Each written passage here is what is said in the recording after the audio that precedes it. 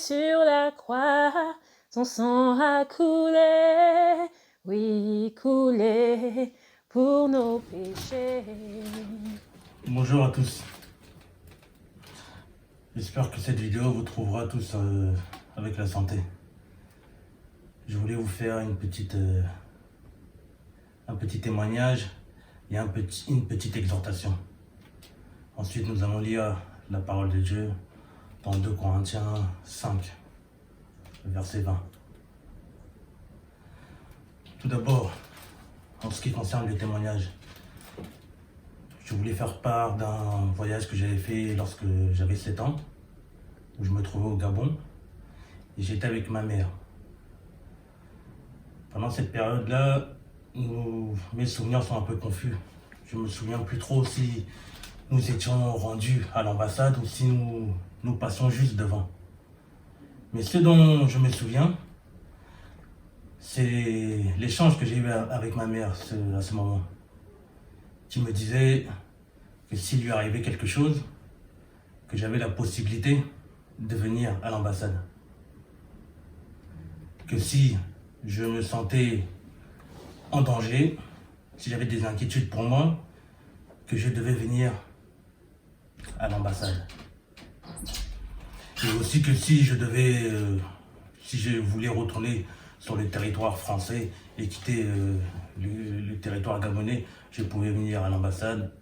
L'ambassade allait me prendre en charge, comme j'avais la double nationalité, et ils allaient me rapatrier. Maintenant, qu'est-ce qu'est vraiment une ambassade? Une ambassade, ça représente une administration gouvernementale. Elle est régie par un ambassadeur.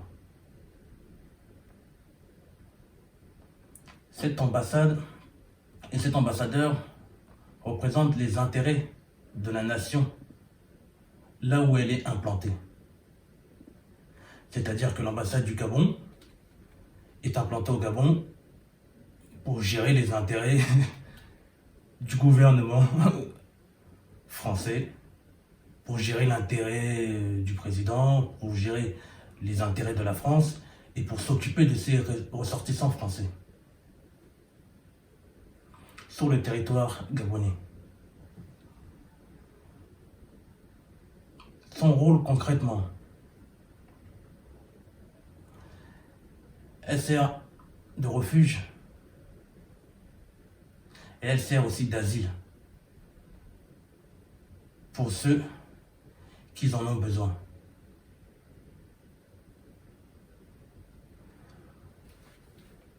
La parole de Dieu nous dit que nous sommes dans le monde et nous ne faisons pas partie du monde. L'ambassade est à peu près les mêmes propriétés, on va dire. Elle est sur un autre territoire, mais ne fait pas partie de ce territoire. Maintenant, nous allons prendre la Bible et on va lire un verset de la parole de Dieu. Dans 2 Corinthiens 5, verset 20. Je vais vous lire la parole.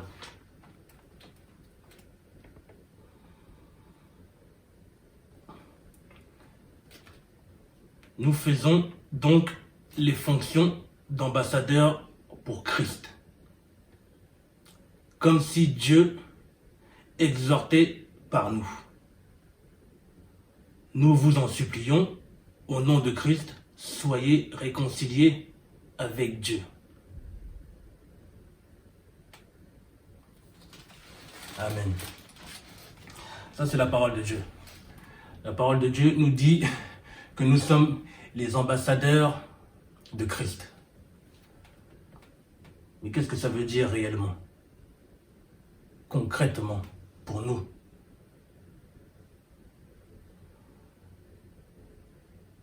Le Seigneur nous dit que nos familles, notre foyer, notre corps, qui est le temple du Saint-Esprit, nos églises est une ambassade. Et que nous, en tant que chrétiens, comme nous avons la responsabilité d'annoncer la bonne nouvelle, nous sommes les ambassadeurs de Christ. Qu'est-ce que ça veut dire concrètement?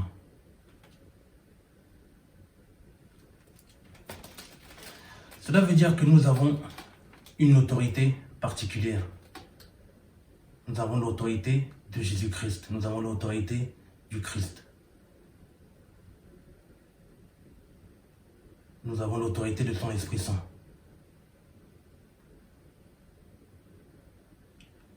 Nous avons l'autorité de son gouvernement s'il était président.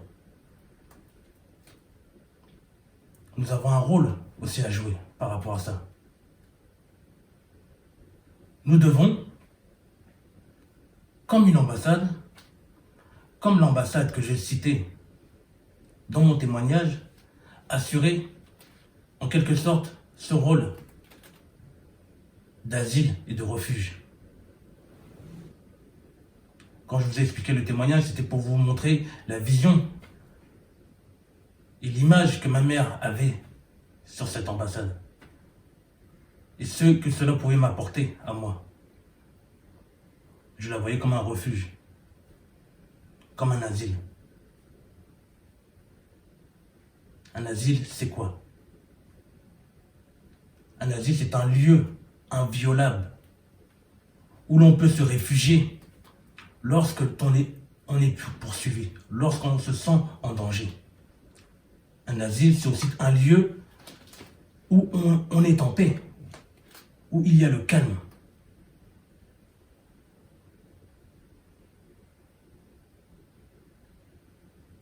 Qu'est-ce que Dieu attend de nous quand il nous donne cette parole?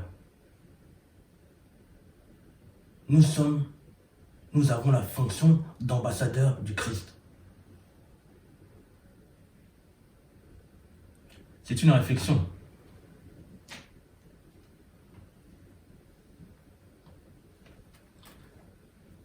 Dieu s'attend à ce que nous propageons sa parole. Quand tu te lèves dans la nuit, que tu prépares ta journée, que tu pries avant que le soleil se lève, il faudrait que nous pensions aux intérêts de Dieu.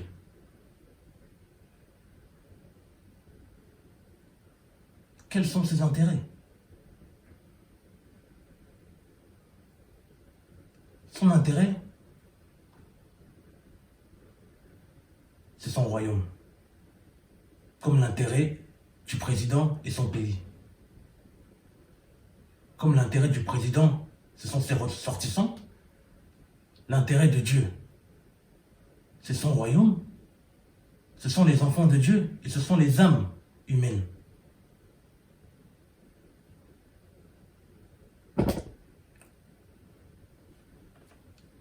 Concrètement pour nous, il faudrait qu'on puisse parler de lui, parler de sa parole, la propager, la partager, la prêcher. Mais aussi, ce qui est très important, c'est de témoigner. Témoigner des choses que nous vivons. Témoigner des choses qui nous arrivent au quotidien, qui sont pour certains anodines. Mais, si tu témoignes, tu vas voir que ces petites choses qui t'arrivent à toi peuvent toucher un plus grand nombre et amener des gens à Christ, amener des gens à écouter la parole de Dieu, à entamer une relation avec Dieu, à chercher à le connaître. Car ce qu'il est important dans notre rôle, c'est que nous devons savoir qui est Dieu et qui nous sommes.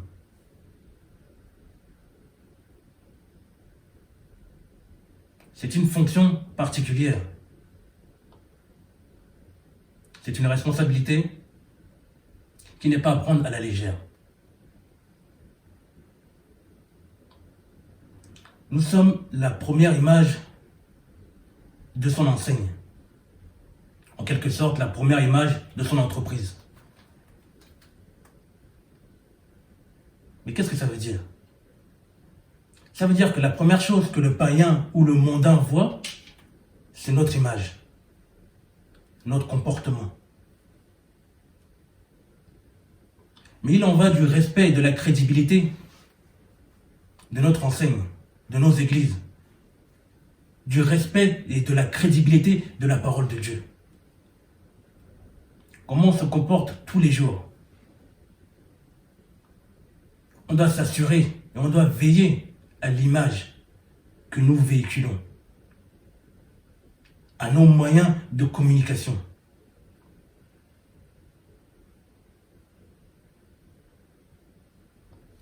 Le Seigneur nous dit aujourd'hui dans cette parole de 2 Corinthiens 5, verset 20, que nous sommes des ambassadeurs du Christ. S'il y a une chose que nous devons retenir de cette vidéo, c'est que nous sommes les ambassadeurs du Christ. Nos familles sont des ambassades. Nos églises sont des ambassades. Notre corps, qui est le temple du Saint-Esprit, est une ambassade. Nous devons être en capacité d'accueillir le peuple, d'accueillir les païens et d'être un refuge, un asile pour eux tous. Cela veut dire que quand ils se trouvent dans nos familles, quand ils se trouvent dans nos maisons, dans nos foyers, ils ne doivent pas ressentir qu'on les pointe du doigt, qu'on les persécute, des clivages, des clans sectaires. Parce que ce n'est pas des choses qu'on doit retrouver dans les ambassades du Christ. Je ne sais pas si quelqu'un va comprendre ce message, vous qui allez voir cette vidéo. Mais j'espère vraiment qu'elle va vous édifier, qu'elle va vous fortifier.